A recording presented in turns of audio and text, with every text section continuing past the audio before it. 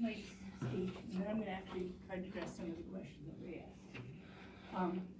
My name is Dave Coffey. Thank you for inviting me. I've been very, very active in trying to get the New York Health Act passed now for several years.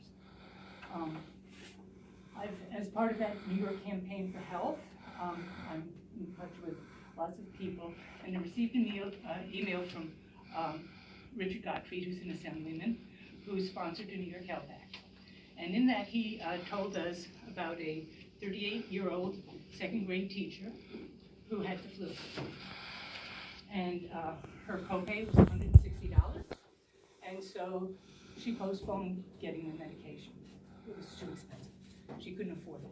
Her husband found out, he got her the medication too late. Intensive care unit, lots of money.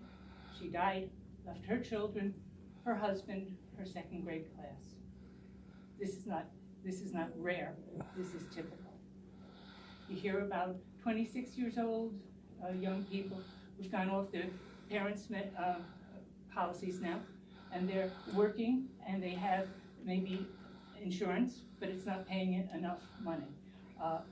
They cut down on the, heard of one young man who had diabetes.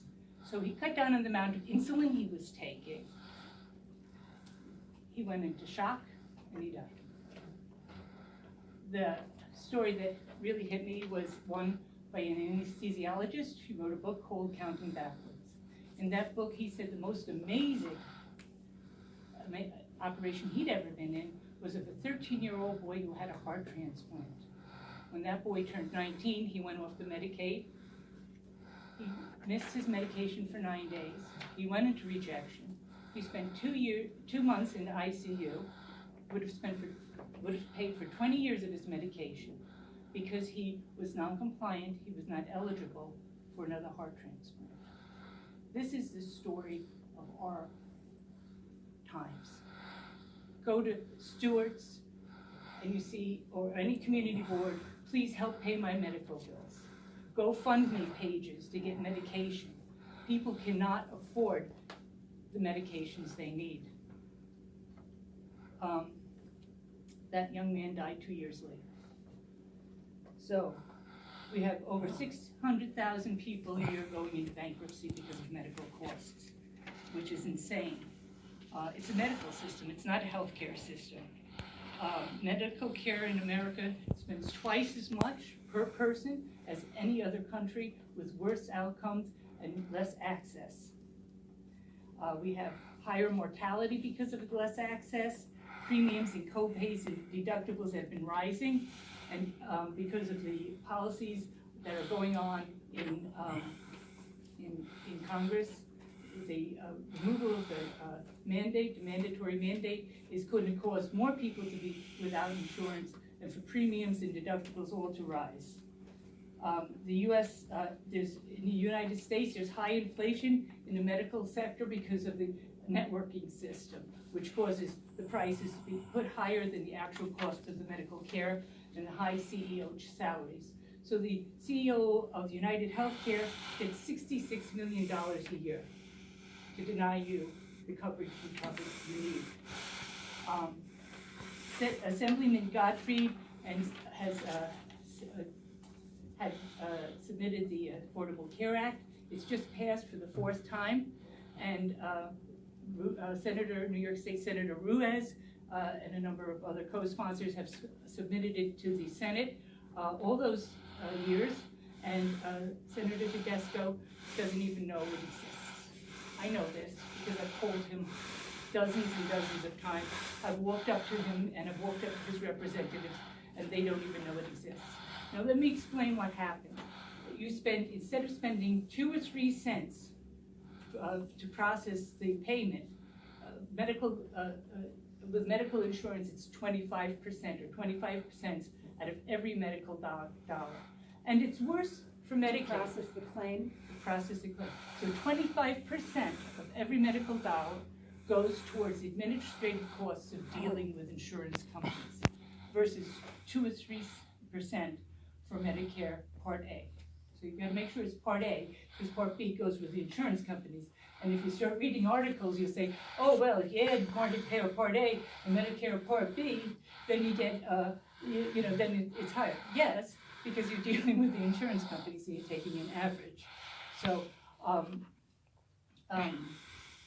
40% of every Medicaid dollar goes towards policing. I met, often I talk about these things, and I met one young man who had Social Security disability. He had a disease which prevented him from working. He was getting about $800 a month in Social Security, but he wanted to go to work when he started getting better. And he couldn't make that choice because he would have lost his health insurance. So this is hopelessness. This is policies that create despair and hopelessness and prevent people from actually being able to better their lives. So we need to pass the New York State Health Act.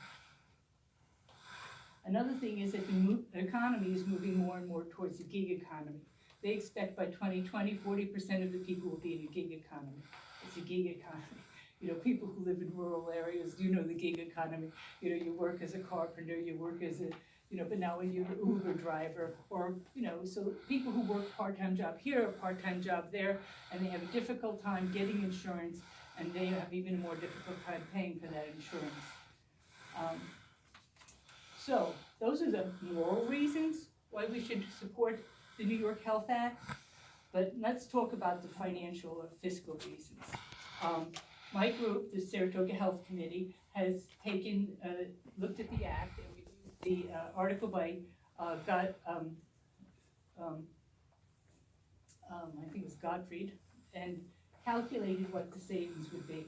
So just for Gloversville, the county, Gloversville, but the Fulton County would save $21 million every year. And this is in reduced costs for the employees of Fulton County. So if you had the New York Health Act, $21 million less would be spent on employees' insurance. Is that also for people that are not active employees, retirees and whatnot? Well, this is what happens. The New York Health Act covers everybody. And it covers your dental, and it covers your eyes, and 100% of the people, whether or not they're working actively or not working actively, whether or not they're on disability or not on disability, can go to the doctor. Like every other industrialized country in the world. We just move into I'd say the 20th century, but to the 21st century. And it's time. It's time we stop paying huge salaries to CEOs of insurance companies who really sit there to deny you insurance. So for the Gloversville School District, $8 million. You're talking about raising school costs. $8 million a year would be saved in those benefits, as far as medical benefits. And for the city of Gloversville, $3,500,000 a year. What are you going to do with your money? Cut taxes? Invest in infrastructure? Green energy jobs? High-speed internet for everybody? So you can begin to really build an economy? We really need this. So that's one of my key issues. I'm advocating for the passage of the New York Health Act. I'm advocating that we use the money to reduce taxes, invest in education, infrastructure, and a green economy. I also support legalization of marijuana and taxation for the sales of marijuana. Thank you for your figure. But I also think we should decriminalize the rest of the drugs. Decriminalize them, like they do in Portugal. Now this is what happened in Portugal when they legalized marijuana, decriminalized the drugs, and had a universal healthcare system. The crime related to drugs went to zero. And actually the police chief in Hudson, city of Hudson, actually was also speaking about this recently. The people who had drug problems went to the clinics And if they had to take drugs, if they still couldn't get off whatever they were addicted to, they were given clean drugs. They weren't given, something cut with gypsum or God knows what, fentanyl or whatever. They weren't forced to go on the street to deal with their pain. And it became a relationship between a doctor and a patient without the legislators in between. I would advocate for clemency for the prisoners in jail for marijuana. The drug war has always been a racist war. From the time Henry Anslinger was given a position at the head of Prohibition at the end of the Prohibition era, you may not know him, it's Chasing the Scream is a good book to read, and he went forward to decriminalize drugs. It's affected the African American and people of color's communities more than it has other places. Now it's affecting everybody. It's a problem. We need to deal with the opioid problem by treating people as patients and not criminals. We have 5% of the population in the world and 25% of the people in prison. Many of them working at jobs which, for McDonald's or all sorts of companies at 50 cents an hour. We need access to continuous medical care for people on opioid addictions. This is what happens. They get their 4 weeks or 6 weeks in a clinic, and then the time when they most are likely to overdose are within the next 3 or 4 weeks, and the same thing coming out of prison.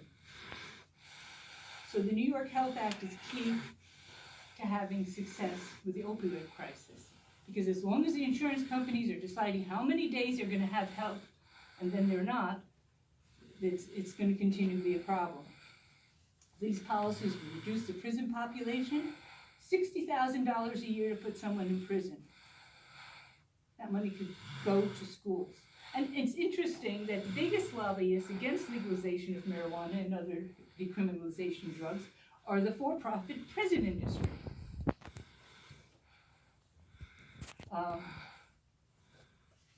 So, again, the money from the marijuana tax, the money redirected from the prisons, the money saved from the New York Health Act, gives us money to put into things that help the working class, working man and working woman. Education, infrastructure, and a green economy. And I support a move to 100% green economy. We want to create jobs, move towards a 100% green economy. China's doing it. Let's catch up with China. Solar, wind, anaerobic digestion, which would help farmers have a continuous flow of income, and get rid of the cow poop, and hemp farming. Hemp used to be grown by George Washington. In the Second World War, every farmer was required to grow hemp. Now we have plastic bags. Hemp takes more CO2 out of the atmosphere than trees do. Hemp farming. You can't grow hemp, it looks too much like marijuana, it's related. So we see all these problems are interrelated. I want easier access to voting. I think we're crazy. You can't vote in a primary unless you've registered in October. I'll tell you, when I was running, going around knocking on doors for Bernie, it was driving people nuts. Can't vote in a primary? No, that's crazy. That's a policy to keep people out. And we already have 50% of the people not bothering, because it's just always the same people in these legislatures and the senates. Always the wealthy who get the open doors. And here comes campaign finance. We need campaign finance. I've been told that if I can't bring up $20,000, people aren't even talking to me. So I'm like with Patrick Nelson. Small contributions. Please, if you're MacBlue, my website's almost finished, but within a day or two, I'm looking for people to give me small contributions, because I'm not going there to represent the wealthy. I'm going there to represent working families and needs of working families. That's why I'm running for Senate. So my qualifications, I've got a PhD in economics.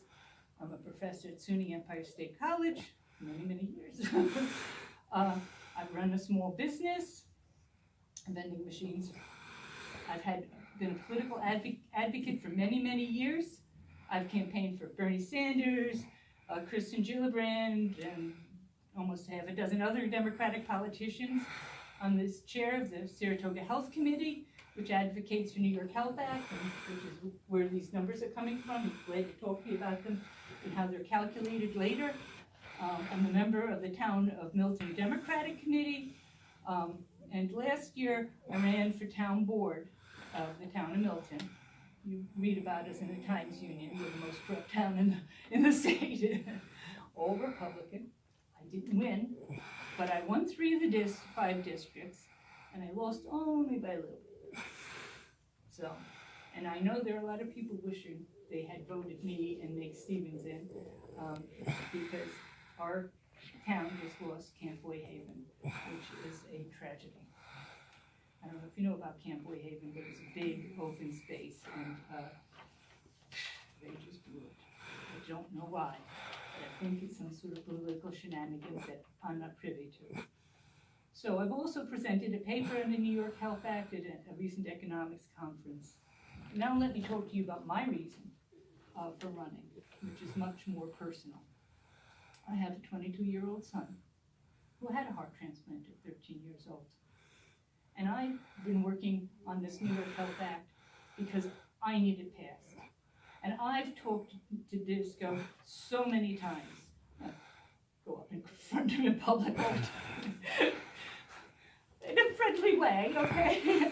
And he doesn't even know it exists. And I don't know if I want to trust another politician to go in and push for it. Because, you know, maybe they will, and maybe they won't. And that's why I'm running. Because when my son turns 26, I don't want to have to set up a GoFundMe page or put a sign up at Stewart's or die because he doesn't have the money to buy his medication. And I believe I can run a strong campaign against Tedisco based on issues. And I think that's what we need to do, have an issue paste. And I'm going to, and I know that last time Chad Putman ran, and he got about 30% of the vote. Tedisco got 60. Everybody likes Tedisco. I like Tedisco. He dresses nice. He always shakes your hand. He likes animals. But he said nothing. He likes animals. But what has he done for the working people? What has he done for the people who get up every morning and put in hours after hours and to get the job done? Not very much. Not very much. And I would run for the working people. And I would also run for the environment. I think we are in crisis in many ways. One's the medical issues, and the other is the environment. And we need to move to 100% green economy and generate jobs for decades. So that's my piece. I could end by reading a thing from Oren Lyons, a faith keeper of the Onondaga Nation, if you don't mind putting up a little bit more of my time. The peacemaker taught us about the 7 generations. He said, when you sit in council for the welfare of the people, you must not think of yourself or of your family, not even of your generation. He said, you make your decisions on behalf of the 7 generations coming so that they may enjoy what you have today. And that is my basic philosophy.